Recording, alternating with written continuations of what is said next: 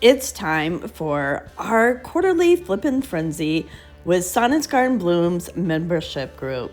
Check out all this junk that I received from Shelly at the Vintage Hen and Chick. And make sure to check out Cindy from Sparks of Vintage to see what I mailed her. I'm Sylvia with Backyard Brushes in Fountain City, Wisconsin. So let's roll up our sleeves and let's get creating.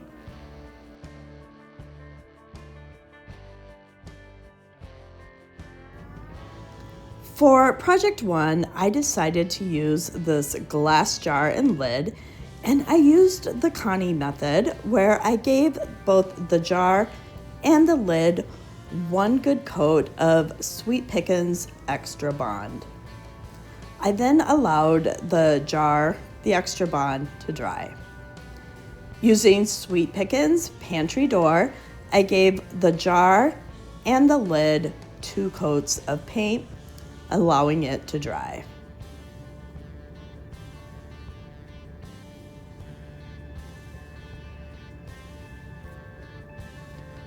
I chose some transfers from an IOD, one of the IOD Rose books. I can never remember their name, you guys. And I just gently layered the transfers onto the jar. I started with one of the word labels and some roses, and I just made my way around the jar. And what's nice with the transfers, you can cut them however you'd like, and they also layer nicely. You don't have to use them as they come in the booklets. And each book does come with the transfer tool. So I just gently rub the transfer onto the paint and varnish to make sure that the transfer is adhered. I did seal the transfers onto the jar using Big Top by DIY. Once that was dried, I used Sweet Pickins Dark Wax, applied an even coat onto the jar to seal the Sweet Pickins milk paint and to help bring out that crackle.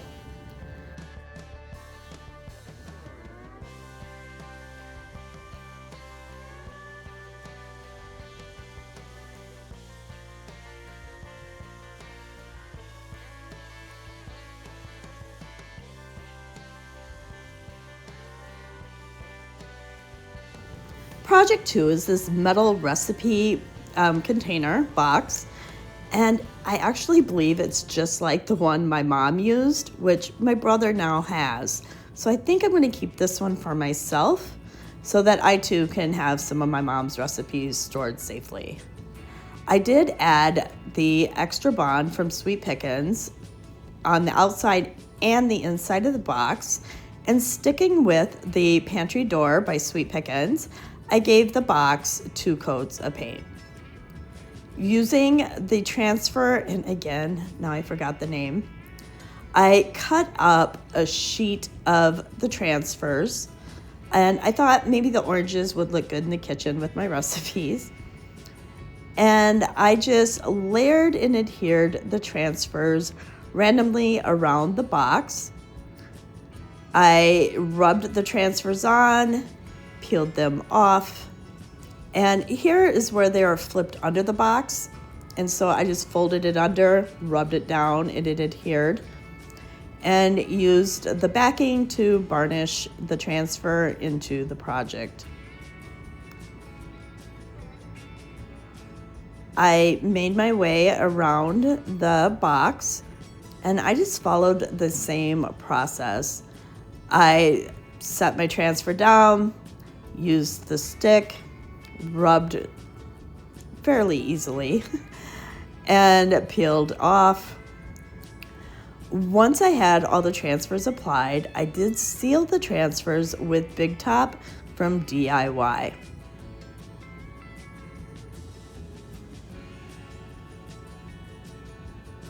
Using the Sweet Pickins Dark Wax, I try to use a circular motion, and I went around the whole box, and just to give it kind of that aged effect, And I love the way the wax helps bring out the crackle that I receive or I got from using the extra bond. And I just wiped off the excess wax. And I loved the vintage effect it gave. I know the box is new, but others might think it's aged. And I did apply the wax to the inside of the box because I did want to make sure that the Sweet Pickins milk paint was sealed. And I wiped off the extra wax, I allowed it to dry, and the box is complete.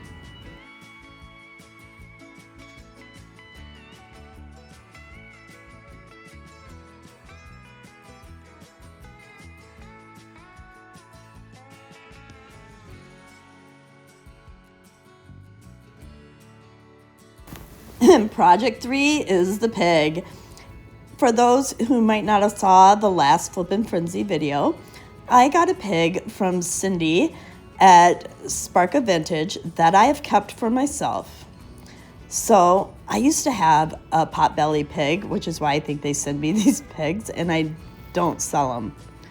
I use the Connie method with the extra bond, and again using the Sweet Pickins milk paint and pantry door, I covered the pig from head to toe, top to bottom, with 2 coats of the Sweet Pickins milk paint. Once it was dry, again, I cut out some flowers from one of my IOD transfer books, and I just went around the pig. I started like with one side of the butt, and I rubbed on a flower, and I layered the flowers as I moved my way up over the hip, the leg of the pig.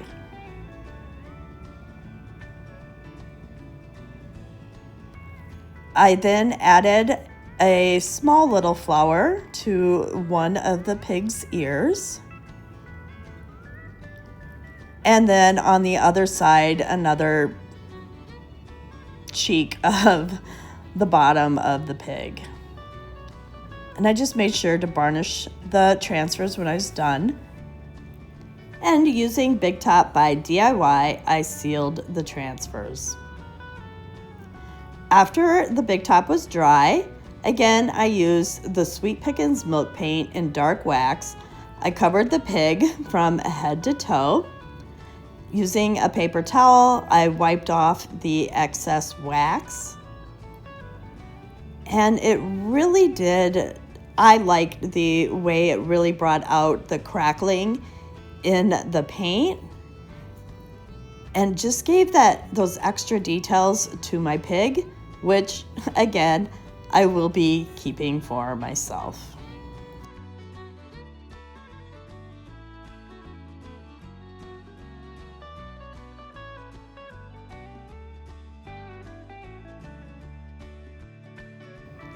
Project 4 is this glass metal dish serving tray. I'm not even sure. I'm not sure if it's a mirror or a serving tray. I think it's a mirror. And I used one of the floral transfer books and cut out some flower transfers, and I adhered them to the mirror portion of the mirror. And I made sure to varnish the transfer to make sure it was adhered to the mirror.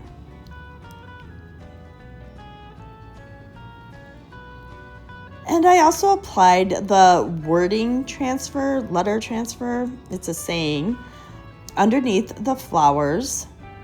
And, you know, the words can be kind of intimidating, but they actually come off just as easily as the flowers.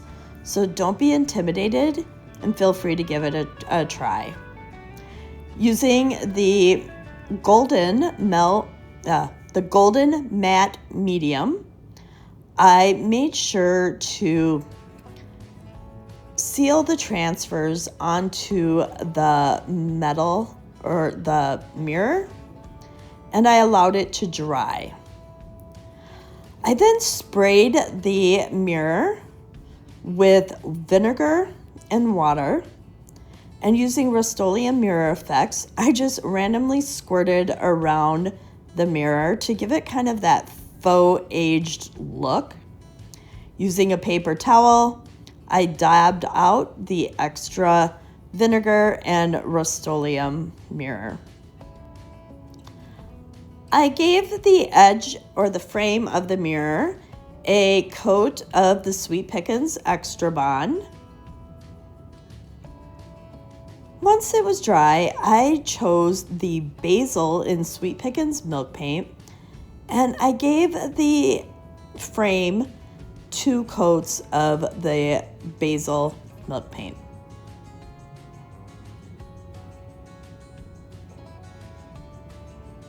After it had dried, I used the Sweet Pickins dark wax, and I just kind of in that circular motion applied it to the frame. Using a paper towel, I wiped off the excess wax, and it helped 1, seal the paint, and 2, bring out the crackle. Using a 3M sticky hanger, I made sure the mirror was upright, and I applied a hanger to the back of the mirror, and this way it can be hung for decor. These hangers are really easy to use, and I can make sure to link them in the description below.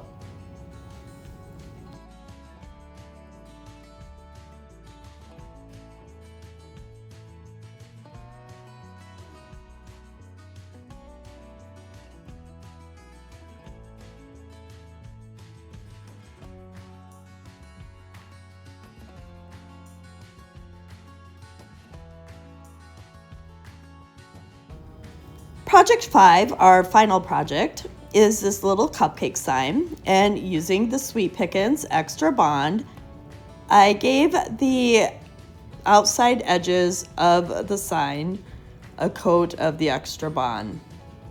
Using the Sweet Pickins basil, it actually took about 3 coats of the basil to cover the dots.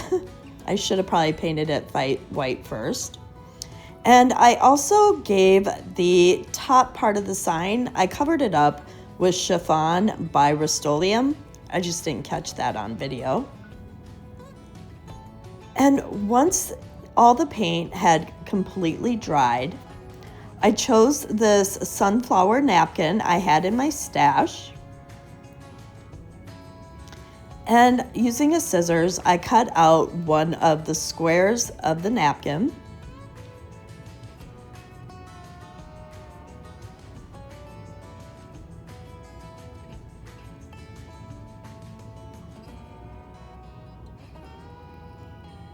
I then used my decoupage medium, which was Fusion Transfer Gel, and I just kind of smushed the edges of the napkin to make sure I get all the layers peeled off before applying and decoupaging the napkin onto the little wood block. I am using Fusion Transfer Gel, giving the block a light coat. Then I'm layering a sunflower right on top of the wet transfer gel, using my fingers to gently place the sunflower and depress it into the transfer gel. Then I give a light coat on top to help seal the napkin into place. I did use the scissors to trim off the excess napkin, but I didn't get like right up to the edge of the napkin. Using parchment paper, I covered the napkin up, and I used my little mini Cricut heat press to iron the napkin to make sure there was no wrinkles. Using my finger sander in an up and down motion, I went around the edges of the sunflower, and it removed the excess napkin, leaving a nice polished look, like it blended right into the sign. I then sealed the sunflower with the golden extra matte medium. I printed out some quotes onto some rice paper, and I chose the one that said, "A single sunbeam is enough to drive away many shadows," by Francis of Assisi. And I decoupaged that right onto the wood block. And once it dried, I used the Sweet Pickins milk paint to seal the paint and to give it that like vintage effect. And I did add a little bit of that wax right on top of the sign, including the decoupaged quote. And this was a little inspiration from Natalie at Sparks of Joy.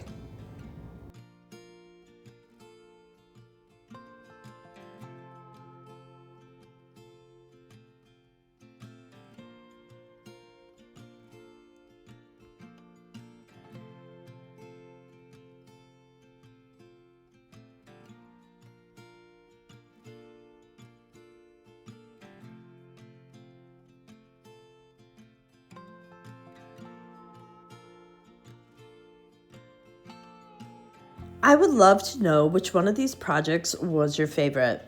I think mine was the sunflower, or maybe the pig. Yeah, I don't know. It could have been the recipe box. But make sure to check out Shelly from the Vintage Hen and Chick to see what she received and what she did. And a huge shout out to Shelly, and thank you for the wonderful items she sent me. Make sure to check out Cindy from Spark of Vintage to see what she did with the items that I sent her.